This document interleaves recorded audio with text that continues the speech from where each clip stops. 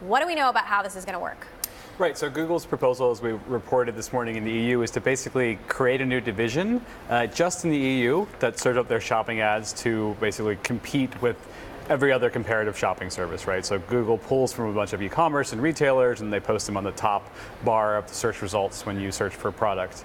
And now they're effectively saying, okay, we're going to bid in our auction, our ads auction, just like everybody else. So this means Amazon, for example, could be just as competitive as Google on its shopping results page, right? Yeah, absolutely. I think that's been the response that Google has said to the EU.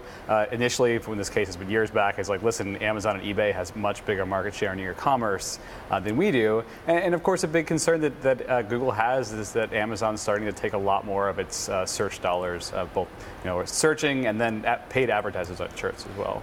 David, does this sound like something that would appease the EU? Well, what strikes me is that it's kind of like we're entering into a battle of ideas between regulators and companies, and this is sort of the first shot across the bow because of that gigantic fine that Google got. But this kind of thing is going to be happening all over the world, not just for Google, but also for Amazon, Facebook, and particularly those three, but also probably Apple, Microsoft. And the fact is, I think it's very creative. I think it's a creative effort on Google's part. Whether it will appease the commission and the competitors that brought the complaint remains to be seen, but it shows they're really trying hard. 5% of global revenue is no joke. I mean, Mark, do we have any idea how much this new way will cost Google? No, I mean, we know we have the rough estimates. There was an analyst report that came out that said in the product listing ads, the shopping category is about, in Europe, it's probably 5%. I imagine that's maybe even high.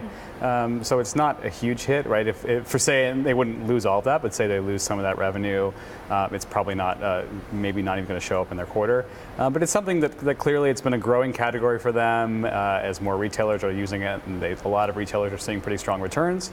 So it is one of their best performing ad products. So there's that record $2.8 billion fine, which, you made an interesting point, David, that the EU seems to be forcing change via fines, but, perhaps it might result in a creative solution. Well, even though Google stock went up after this fine was announced, the fact is it's something you notice when you get fined $2.8 billion.